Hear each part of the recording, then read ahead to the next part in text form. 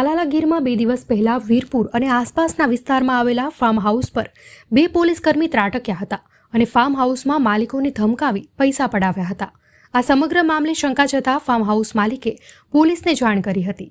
પોલીસે સીસીટીવીના આધારે તપાસ શરૂ કરી હતી અને પોતાને પોલીસ અધિકારી કહેતા આ બંને શખ્સોને ઝડપી તપાસ કરતા બંને નકલી પોલીસ બની આવા કારસ્તાન કરતા હોવાનું ખુલ્યું છે।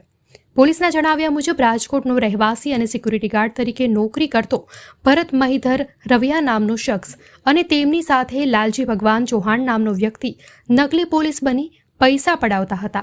બંનેની અટક કરી કાયદેસરની કાર્યવાહી હાથ ધરવામાં આવી છે। અહેવાલ પરાગ સંગતાણી, ગીર સોમનાથ। પોલીસ સ્ટેશનનું વીરપુર ગામ છે, એની સેમ વિસ્તારમાં ફાર્મ આવેલા છે।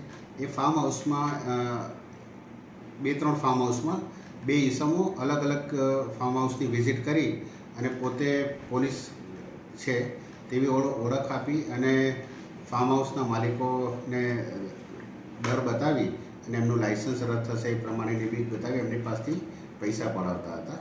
તો એક ધ્યાન નામનું ફાર્મ હાઉસ છે, એના માલિક પાસેથી 10,000ની રકમ એ લોકો નકલી પોલીસની ઓળખ આપીને એમણે પડાવી। એ વિગત પોલીસને એમણે જાણ કરી।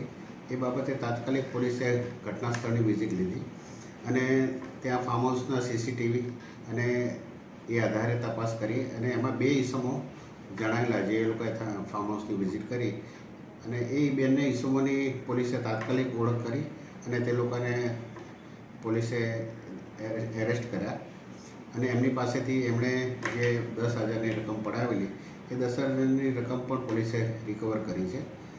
એ 2 ઈસમો હતા, એ બંને ઈસમો વિરુદ્ધમાં તાલાળા પોલીસ સ્ટેશનમાં નકલી પોલીસની ઓળખ આપી તેમજ બળજબરીથી પૈસા પડાવવાનો ગુનો દાખલ કરવામાં આવે છે। એ બંને ઈસમોમાં એક ઈસમ છે ભરતભાઈ મહિધરભાઈ રવૈયા અને એક છે લાલજીભાઈ ભગવાનજીભાઈ ચૌહાણ।